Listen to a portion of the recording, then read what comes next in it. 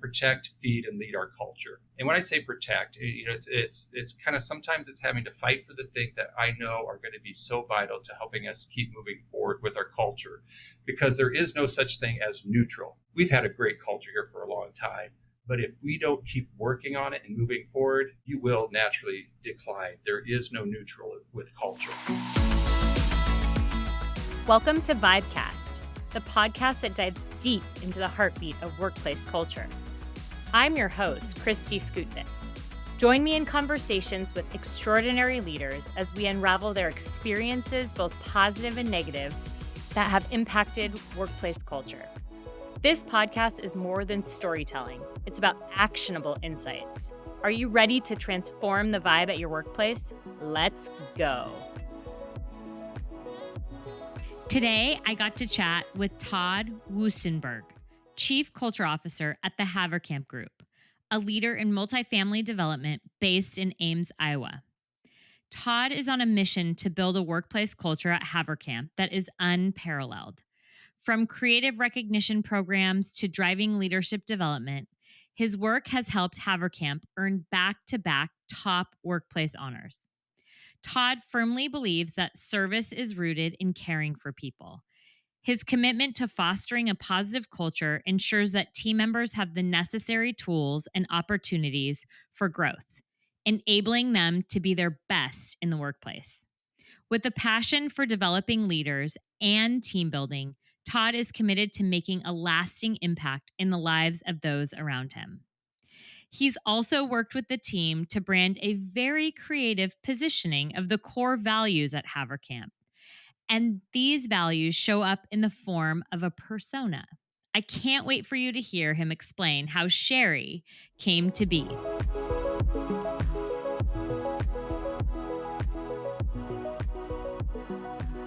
All right, Todd, well, it's great to have you here.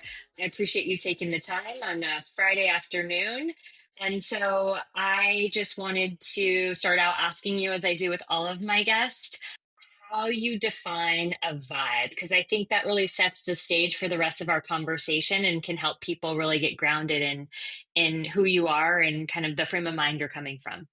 Absolutely. First of all, thank you, Christy, for asking me to be a guest here on your show. And when I think of the word vibe, I think of atmosphere. I think of walking into a place and that energy or how it makes you feel. And so, a recent example, and I think we all can relate to this, you walk into a restaurant. The other night, I walked into a restaurant for the first time, never been to this restaurant, but was there celebrating with my niece her graduation from Iowa State University. And this is the restaurant she wanted to go to because she's a regular customer. Walk in there and the vibe was tremendous. And so you just walk in, you just feel the energy, like the servers, the people working there, they got smiles on their faces. You can tell that they enjoy being there. They enjoy working with others. They enjoy serving you. So then as a consumer or customer, it's like, wow, I really like this. I think I'm going to come back. And so that's kind of the mind frame I think about when you talk about the word vibe. So let's now transition that into the workplace. Okay, so what we're trying to do here at Haverkamp Group is create a vibe, a culture in which people show up and they feel that energy. They feel that in the atmosphere that, this is a place I can thrive. This is a place where, there's energy, I'm empowered, there's engagement. And, let's go into the opposite. I'm sure you're like me too, Christy, where maybe you've walked into a place and you're like, ooh, I'm not getting a good vibe here. Maybe it's a restaurant, the people don't have smiles on their faces. There's just not very good energy. And you're like, well, I don't think I want to come back here and be a patron. Okay, same thing is true in the workplace. You're there and it's like, man, it's just so dysfunctional. It's disengaging, it's draining. And so it's that idea of having a culture that's thriving versus a culture that is just surviving, one that has purpose versus one where they're just showing up to work for a paycheck. Yeah, definitely. So just to have a better understanding, is your organization majority in office, or do you also have remote folks? We have remote folks in the sense that we have remote office locations. Okay. So everyone's face to face most of the time. Everyone is face to face most of the time. Okay. Okay. So what else did you see kind of show up when you walked into that restaurant? So smiling faces. Was there other kind of cues that you saw that said, this is a great place, or I feel like good energy here? Yeah, well, okay, we'll go back to how you're greeted when you walk through the door, how quickly they get you seated. Just the fact that every table was full, it's like, okay, other people like being here too, and just watching like the servers run around. As I mentioned, this was my niece's favorite place to go because they know her, and so they're able to have engagement with her. Hey, weren't you just here 2 nights ago? And there was like almost like inside jokes between the server and my niece because that was the experience. She was known. Yeah. Gosh, and you could translate that into the workplace, right? And the reason I ask if you guys are remote or in office and in person is because I think there's just different tactics or different ways to go about connecting, right? Because when you're in person, it doesn't make it easier. I actually think it can be sometimes harder or it can just be different, right? Because there's like this in person energy that you feel. But people want to just be known, right? Be cared for in an organization. Like when you walk in, be greeted, say good morning, hello, thank you. I mean, these things are so, so simple. And before we started the recording, big or small companies, it kind of comes down to some core principles of just being a good human and doing right by other people. And you had a great quote. I would love for you to articulate that again because we weren't recording and I'm like, I want to bottle that up and I want you to kind of share what you had mentioned earlier. Yeah. How that conversation started is I had listened to one of your previous guests, Peter Cuno, and I have to admit I got intimidated. Like who am I? I'm here. He's in a destination place. He's in New York. I'm in Iowa. We're a flyover state. He's leading companies. That have thousands of employees. Or has led companies with thousands of employees. We have 150. So there's a part of me is like, oh man, am I a poser? Just all those doubts. That we all wrestle with. But at the end of the day, as I listened to him, I was reminded of a quote that I heard 35 years ago that has helped shape me, and that is that methods are many, principles are few. Methods always change, principles never do. It doesn't matter if you're in New York City or Iowa, whether you have 1,000 employees or 150 employees, if you keep doing the fundamentals, the principles, it's just, yeah, how you apply it looks different in different ways, but it's the principles of, caring. It's the principles of, I'm a coach at heart. It's the principle of helping people become the best version of themselves. And so that's at the core of it.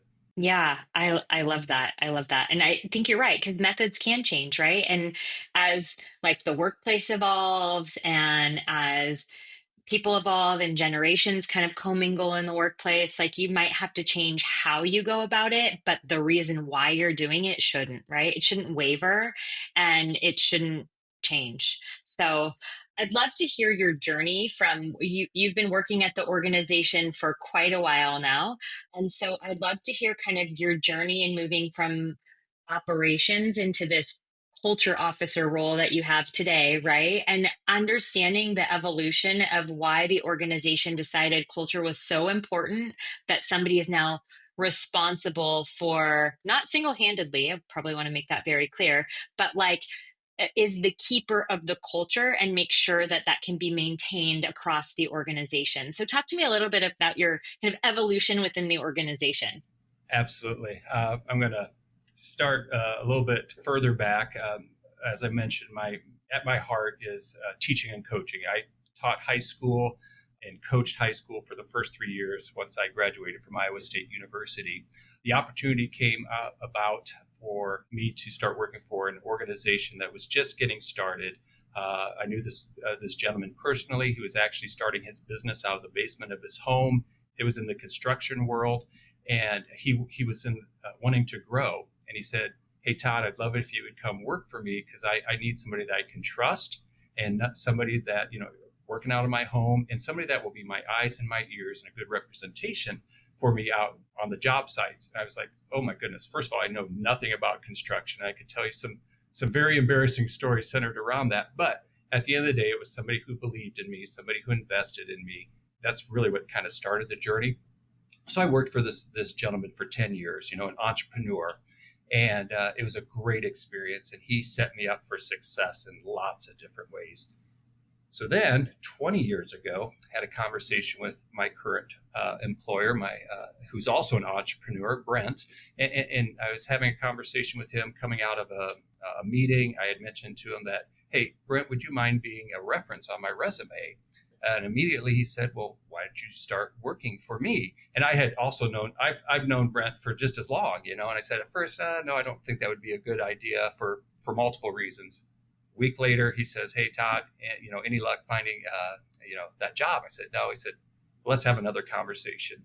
And that was 20 years ago. And so I've been working at this organization in lots of different roles. And a lot of my tenure has been in operations. Yes, I had the title of Chief Operations Officer for a time period. But 3 years ago, that title changed to Chief Culture Officer.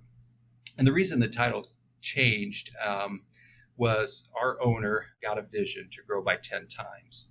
And we knew that with that would come lots of pressures, and there would be lots of just, challenges. And the one thing that we wanted to protect that was near and dear to us is our culture. And so I appreciate what you said. Culture isn't just one person's job, it's everybody's responsibility. I feel blessed and honored to be the one that they chose to lead out in that. And so as I do my little elevator pitch of what does a chief culture officer do, I summarize it to this: I protect, feed, and lead our culture. And when I say protect, it's kind of sometimes it's having to fight for the things that I know are going to be so vital to helping us keep moving forward with our culture, because there is no such thing as neutral. I mean, we've had a great culture here for a long time, but if we don't keep working on it and moving forward, you will naturally decline. There is no neutral with culture. So protecting it also means from maybe outside forces, things that are just out there that can bring toxic environments into the workplace. So there's that protecting. Feeding it is, finding those things that will help us continue to grow and invest in the people. Like I mentioned, we have this 10x growth, and I think it was Craig Rochelle, who I like listening to his podcast, said something to the effect that growth breeds complexity, but complexity kills growth. Oh, how interesting. Yeah. And so there's this, so I feel like part of my feeding is bringing in the things, and protecting is to make sure that we keep things simple. Don't overcomplicate things, because that will stifle growth ultimately. And then just the leading aspect of it. And I'm sure we'll talk more about, leadership here in a minute. But then the 4 specific ways of protecting, feeding, and leading the culture is through hiring, inspiring, training, and retaining. And that's my job.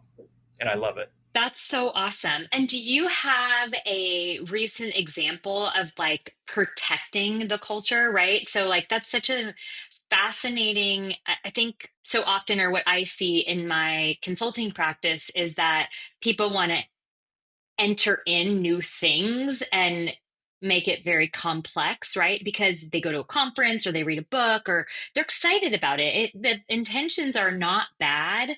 And then they forget that people have a job to do. So it's how do you integrate these things? And so I find myself many times working with leaders of organizations, almost like helping them protect their culture, because I'm like, okay, hold on. You're trying to push in all of these things. If you're going to ask somebody to do that, it needs to feel authentic and real and integrated into what they're already doing versus like this separate thing. Otherwise, it won't be sustainable, right? So what are some of the things like, or maybe a recent example of how you've protected the culture in your organization? Yeah, I can think of a recent example. First of all, it's basically in 2 ways. We're a values-based organization. So back in 2015, as we started this journey, as far as really wanting to be intentional with our culture, we said, what are the 5 values? And we wanted to have 5. What are the things that we want to be known for? What are the things that, how are we going to think and speak and act, and how will that impact our decision making? And then how will that become our reputation as an organization? So we identified our 5 core values and our mission statement at the same time. So that becomes the lens in which we look through as we filter through, the protecting thing. does this enhance, our values? Does this align with our values? Does this align with our mission and what we're trying to accomplish here? And if it doesn't, then it might be really good stuff. But if there's not an alignment there, then we got to protect ourselves from that. And so one of the best examples, and it's always happening because we're always hiring, is protecting our culture with making sure we're hiring the right people. And so it's finding the right person. And so we then use our values, we craft questions in such a way so that we can get to hopefully the heart of who this person is that's interested in joining our organization. Yes, skills are important. Yes, we want to make sure that people have those hard skills. But what about the values? Will there be an alignment or maybe even hopefully an enhancement to our values? And so that's a way of protecting our organizations, making sure we're hiring the right people. Yeah, that's a great point. And so nobody's perfect, right? So when you identify that it maybe isn't the right person, maybe you didn't make the right choice, right? It happens all the time. Like, and I'll have clients that get so hard on themselves, right? I should have known it. It's like you just don't know sometimes until there's somebody practicing what they preach, essentially. I imagine that there's a way to identify that within your culture and then make the right decisions or try to get them aligned, or have a conversation with them about not being part of the organization. Yeah, we talk about either coaching them up or coaching them out. Okay, so coaching them up to our values. Okay, so maybe they are great at getting results. Maybe they deliver quality products to us, if you will, or with their job. But maybe they're not doing it in a way that other people are in the organization are like, well, that's just not a good team member, or they're just not the right fit, or they. It's really sometimes hard to describe that. But as we work with those people early on, we worked and we use again our values. And our values, by the way, we have a little acronym. It's called Sherry. In fact, we have a little icon right here over my shoulder. Oh, yeah. That is Sherry. Service, hard work, accountability, results driven, and integrity. I love that it's a person, right? Because Exactly. it gives you like somebody to relate to versus just words on a paper.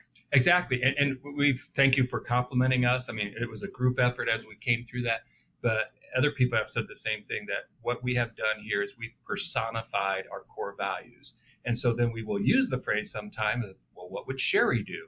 If Sherry's our ideal, employer or employee, and again, going through those core values, what would Sherry do? So then we use that framework as we have these conversations with team members about, like I said, either coaching them up or coaching them out. And more times than not, to use kind of a John Gordon quote, is that they get off the bus. They recognize that this isn't the right fit for them. And more times than not, they self-remove themselves. But in those situations where we have to be the one to make that decision, we always want to do it with obviously compassion and respect. And we also want to do it in a way that they're not blindsided. Something we definitely believe in is nobody should ever be surprised that they're no longer going to be working for us. And again, we do it with respect and compassion. So you said 2015 is when you guys put these together. Now, I imagine Sherry ages. Is there things that change as she ages? Yeah, actually, Sherry. Or has she drank from the fountain of youth and she kind of She at some level she is timeless, but actually our first 5 core values were not Sherry. In 2018, we actually became a company that runs on EOS, Entrepreneurial Operating System. And so when we brought EOS into the organization, that was the first thing EOS says is you have to identify your core values. And so we're like, great, we did that. But we use that as an opportunity to almost kind of reset a little bit. We had a different word in where that accountability is. It was actually authenticity. And we fold that into integrity, like, hey, who we are on a Saturday morning as we're sitting maybe with that special someone drinking a cup of coffee, that should be the same person that I am on a Wednesday afternoon with my teammates, So just that idea of being authentic. And then full transparency, we had the word that we had for results driven was profitability. Okay. Now that has some negative connotations, in our world.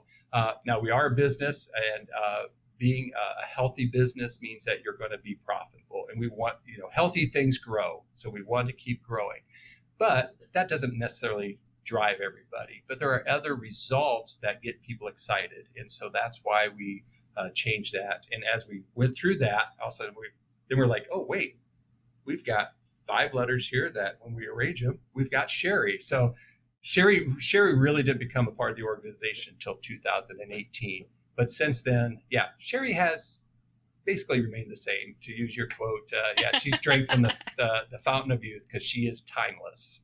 Yeah, but I like that you guys went back and said, instead of like overlooking, so I'm very familiar with EOS, instead of overlooking and saying, we've already got it, you kind of win again to say, okay, we've got it, but does it still ring true? Because sometimes you put things in play, and as growth happens and an evolution of an organization happens, like you said, profitability, you are a company, you are going to make a profit, and maybe not every role can relate to that, right? Maybe not every role feels like they have the capacity to drive that, but they have the capacity to get results. So that's really, really cool. I love that I actually have never heard that before, that core values are a person, or the acronym is a person. And I really think that if you want them to be the core values to be part of the team, they probably should be a person. I think that's really cool.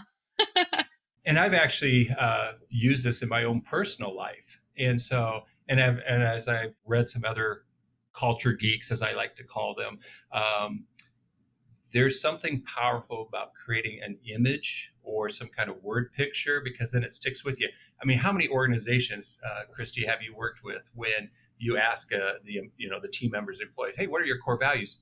They can't remember them because they're so Yeah. complicated. So for myself personally, for our family, our little acronym is FRUIT. Oh, okay. I love that. Yeah, and then I think I mentioned coached basketball before. Worked with our basketball team, and we decided that our core values were going to be centered around the acronym RAISE. And I won't get into all the details what those all meant, but just that idea of just creating that picture for people. Yeah. Yeah. And something easy to remember, right? With like all the inputs of life these days, it's a lot to remember something that you don't really feel connected to. So it's a way to feel connected to something. And I just love that. So at what point in your journey did you realize that culture was so important to you, right? Was there a defining moment? Was there these leaders long ago that you said believed in you and they exhibited something? Was there a shift in the organization where you're like, we didn't have it, so I know that we do? Like, what was there anything big, small, big, or maybe it was an evolution? I can't say that there was a defining moment. I think it's just something that's been inside of me, in the sense of, just at that core, where going back to vibe, how do we feel and how do we make people feel? So ever since, being a kid, I was always concerned about how I made other people feel. And I think it's Mila Angelou or who said, it's not what you say, or people won't remember what you say. It's how you made them feel. So that's always kind of just been inside of me. And so then that has bled over into the workplace. And yes, I've been very fortunate that I've worked now for 2 entrepreneurs who have this idea that success doesn't bring happiness. It's like happiness brings success. And you hear a lot of talk about, work-life balance. I'm not really a fan of that phrase. Me either. Me either. I heard this quality of life Mhm. quote that it was like you got to focus on the quality of life, and that means something different to everybody in your organization. I like to use the phrase work-life harmony, that there should be a harmony between the two, because when you talk about balance, that seems very transactional. Like if and you're like fighting him, to balance, bring him into balance. Whereas if there's harmony, then that is something that will bring that happiness. So back to the journey, I've just been very fortunate, very favored to, again, work for 2 leaders who had this idea that a bigger picture in life, that what they're doing is beyond just the 4 walls of the office place, that, faith is important, family is important, community is important, and work is just a part of it. work is something you do. It's not who you are. So where are you going to find your identity in other things? So like I mentioned, faith, family, community, your friends, so life is much more than that. And so, like I said, just being in these environments has been a blessing. Yeah. Have you ever worked alongside of or for a leader in your journey? I know you've been there 2 decades, so maybe you've been fortunate to not have to, but maybe not, where the leader was just so focused maybe on results or profit and they left out this people side of things. And what was the impact of that? Yeah, I can speak more secondhand because in my role, I meet with every new employee, and I do a welcome meeting with them, and then I do a 30-day follow-up meeting with them. And through those countless meetings that I've had, when I've talked to some new employees, they'll tell me stories like what you're talking about. And so they'll say, Todd, I really like coming here. I don't have the Sunday night ickies anymore. I look forward to Monday mornings and being able to go to work. And well, what is that? Why is that? And as they articulate it, they say things like, well, where I used to work, I was just a commodity. Now that I'm here, I feel like people care about me, they take an interest in me, and so I think that's the biggest thing is that, when people are working for bosses like that or organizations like that, where they're just a commodity or a number, it goes back to what I said at the beginning. They're just in survival mode. And so, yeah, we try to promote that thriving mode here. Yeah. So, what are some of the simple things that you guys do to incorporate Sherry into the day to day? Into the day to day, well, it is woven throughout everything we do. In fact, when I get done with this call with you, I gotta go do a recording because we have a Sherry Award winner on a quarterly basis, and we have quarterly meetings where we bring everybody together, and so we will recognize an employee who's done a great job of living out our core values. So every quarter we're recognizing individuals, and so I'll do a recording for that as we celebrate and honor one of our employees. But it's more than just a quarter. A few a month ago or so, when we had National Employee Appreciation Day, I kind of have a love-hate relationship with that day because there are employers out there who see that as the one day in which they do that. And so it's like, hey, let's just check a box, let's buy pizza for everybody and say that we appreciate our employees. No, it has to be done every day. And Christy, how I got connected with you was through our friend Deborah at Bonusly, and meeting them 3 years ago, because one of my very first initiatives in this role of being chief culture officer was we wanted to find a way to recognize and reward our employees on a regular daily basis. And so I went through all kinds of different platforms, and looked at different things. And the one that worked for us and is still working for us is Bonusly. I'm not getting paid. I'm not getting paid by Bonusly to say that. Not a sponsored ad. No, not a sponsored ad. But what it does is every day, and I love going on looking on the Bonusly platform because I see team members recognizing one another for living out the core values. And so it just keeps getting reinforced and reinforced and reinforced because they're giving shout outs to somebody who's demonstrated service or hard work or accountability or the results driven or the integrity. And it's just woven into, what is culture? Culture is your behaviors and your norms. That's just our behaviors and our norms here now. Has there been any point as you guys have grown and scaled where it felt difficult or hard to maintain the great things that you have done for the culture, right? I hear that often too. Like, can we move beyond X amount of people and still feel close and tight? Can we open another site and still do the things that matter the most? And it feels hard. So, what are some of the things that you've run up against, or some of the things that you've learned in scaling the culture along with scaling the growth of the organization? Our roots are here in Central Iowa, Ames, where again Iowa State University is at. So, I want to give a shout out to my Cyclones there. As we expanded into other parts of the state, and we've grown. Hey, if you're just 30 minutes away and you can go visit a site, you can stay connected. But when you start getting to 2, 3, 4 hours away, it does become more difficult. we are getting ready to expand outside our borders of Iowa into Omaha, Nebraska. So as we've gone through this, we talked about it as a leadership team, how we're going to scale, how we're going to be able to sustain this, and what we have done over the years as we've gone into Iowa City, as we've gone to Cedar Rapids, is we have to continue to invest in the leaders. Okay, so sustainability is only going to happen when we keep reinvesting into that next generation of leaders in our organization. And so that's going to be our secret sauce, is continuing to develop leaders.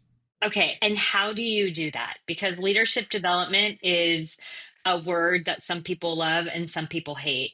And it's a big topic and done many different ways. So, what has been, if that is your secret sauce, I don't want you to share the recipe, so to speak, but I would love to hear what has worked for you guys so others can maybe mimic that or get some ideas from it or something like that.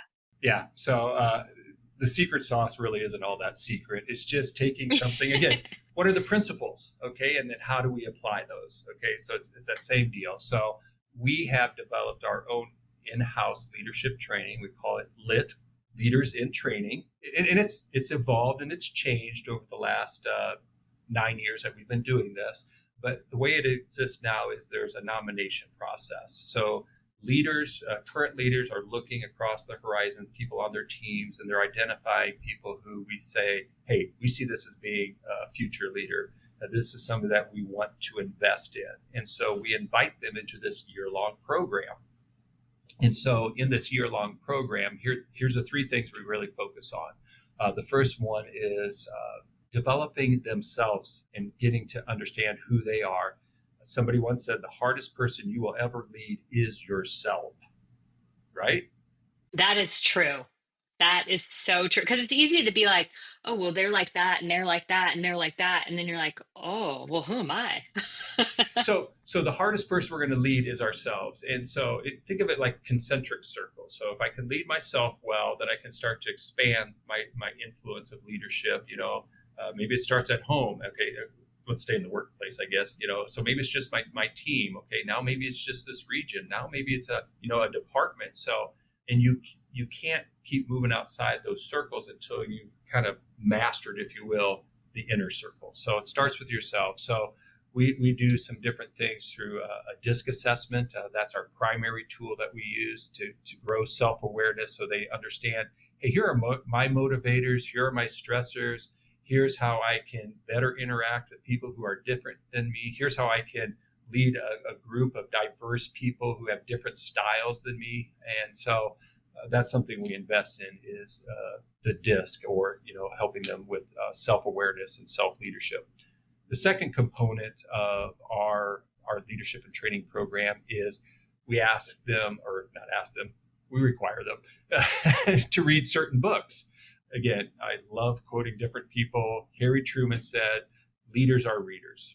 So it's this idea of, learning from others and having a growth mindset and listening to podcasts and hearing how other people do things, and then filtering that and, will that work for us? And so we want to introduce them that as a leader, you need to be a lifetime leader. So let's kind of set the course now.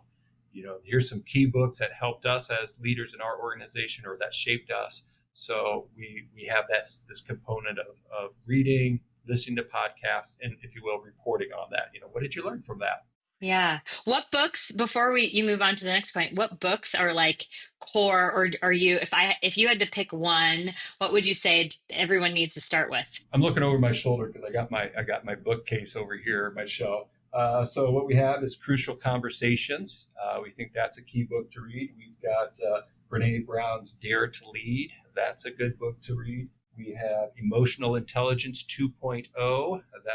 That's a book that one of the greatest indicators for a person's ability to lead is not their intelligence, it's their emotional intelligence. And so that's why we want to draw some awareness to EQ, not just IQ. Yeah, I love that. That's awesome. Okay, sorry, I didn't mean to interrupt your flow of all the points. So what's the next one? So the third one is, and this is something that when we do a debriefing with all of our graduates at the end of the year, this is the one thing time and time again that our participants say this was the most valuable thing. And it is what we call micro-mentorship or micro-mentoring. We provide opportunities for our participants to have actually it's 2-on-1. So we pair them up and they interview our CEO. They interview our CFO. They're going to interview the director of marketing. They're going to interview all these key leaders and find out about their journey. And we don't give them what I would say, a rubric, or we don't say, here are the questions we want you to ask. You have to decide what's important to you. You ask those people. And I think the thing that comes out of that they appreciate is nobody's journey is the same. Everybody's journey is different. But what they'll find is there's going to be some common threads through everybody's journey. And that common thread is usually centered around values. And it's going to be centered around some pain that they experienced in their journey that helped them to grow. And so that's the thing that really, I think, stands out, is this micro mentoring, where we provide a 90-minute window for these individuals to interview key leaders. Yeah. And I love that you give them the autonomy to create their own questions, right? So it forces them in some way or another to think about, what do I really want to know about this person? And it encourages like being courageous and curiosity, right? Which I think is a couple things that are really important in a leadership role, because you're not always going to know what to do or have all the answers, but you can at least ask the questions and, stick your neck out to get the questions answered, or go to the next person who might know, but it isn't defined for you. And so that's really, really cool. That also gives some perspective. So sometimes I think leaders growing up in an organization I've seen this with some of my clients, they don't have perspective. So the things that they complain about, or they, oh, I don't like this, or blah, blah, blah. It's like, really? Like, you just need some perspective on life and the role and organizations as a whole and how they operate and what's important and what's not. And I think that is a great way to give that perspective on a micro level, right? So they can hear it over time. That's really great. Yeah. So those are the three components. And so then once they graduate from our in-house leadership and training, then we look for other avenues, depending on where they're at, what their goals are. We'll look for other places to continue to invest in that talent management or leadership management. So sometimes it's going to third parties and using what tools they have, but we really try to customize it for that person. Sure. Yeah, that's great. That's great. Okay, so as we wrap up, I would love to know, if there's people listening, like, I like to keep it simple too, right? And I think we have overcomplicated this idea of creating a vibe, probably because it's a little bit like ambiguous, right? So it's like, if we can get more data and if we can get this and we can get that, then we can create the perfect culture, which a feeling isn't always created by data. And so what I like to hear from my guests is, what's the one piece of advice you give to listeners of like what they can go do now? Like what can they go do now after they listen to this episode that's going to help move the needle, even just 1%, right? But move it in the right direction to start creating the right culture and vibe within their organization or within their team or within their family, right?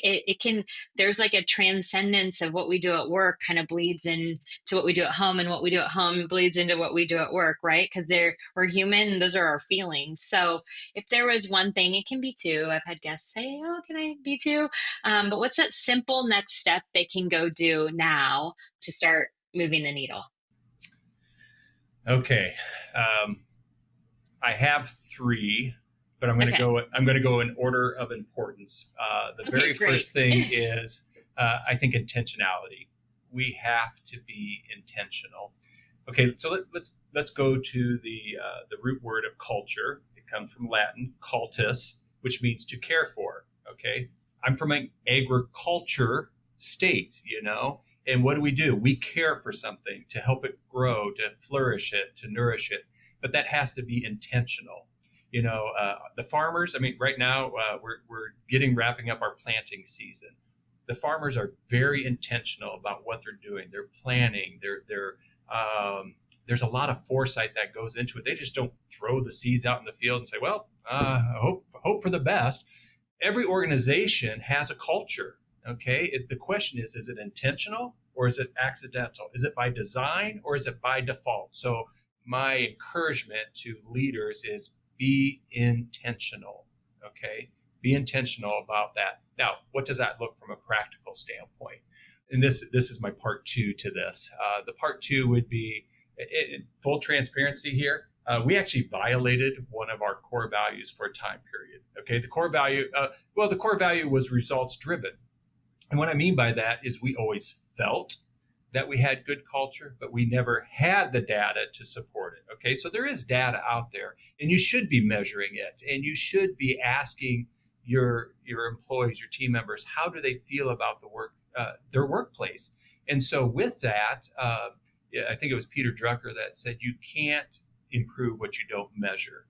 So part of the intentionality would be you have to also work smart. Yes, there's working hard and being intentional, but you have to work smart. And part of that working smart is get that data, find that one thing, even if you have great culture, and like I said, we do have, but we've got to keep moving forward. There is no neutral. And so what's that one thing that we want to keep building on, keep getting better and improving? And you don't know that unless you ask. So it's the intentionality would be number one. Number two would be, yes, you have to work smart. And that's through asking your team members. And then the third and final one is, and we already kind of touched on it, and that is the idea of being committed to investing in that next generation of leaders, because that's the only way you're going to be able to have a sustainable culture. Once you have the culture that you've identified and you're intentional about, the only way you're going to sustain it is by investing in that next generation of leaders. Yeah, no doubt. I love that you defined culture. I don't think I've had anybody define that, the Latin word of culture, and it means to care for. And that's really what we have to be about, is caring for people. And that looks and feels a little bit different in every organization, but we have to keep that as like the core root of why we're doing what we're doing, is to care for people. Absolutely. Awesome. Well, thank you so much, Todd. I so appreciate your time. Your wisdom was fantastic. There's some things I'm going to apply in my own business with my clients that I support today. So really, really appreciate you and the work that you're doing and the organization that you're building, because you're not only impacting the organization, but people's lives. And I think that's just, and as you expand into Nebraska, now you're not just Iowa specific. Imagine just like the transcendence of impact is really cool. So thank you so much. Really appreciate you. All right. Well, thank you, Christy. Appreciate you.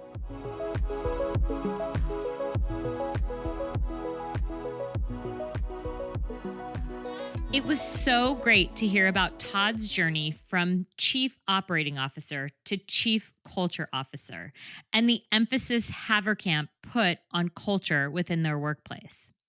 His insights into building intentional cultures, prioritizing people, and creating empowering environments reminded me that leadership isn't just about strategy. It's about heart, alignment, and care.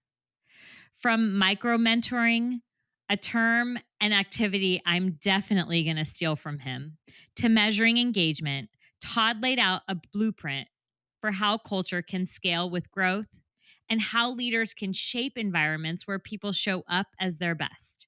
So until next time, stay curious, stay courageous, and keep vibing, my friends. If this episode inspired you and you want to see how you can take the next step to creating a better vibe within your organization, I'd love for you to download our complimentary 75 Vibes worksheet.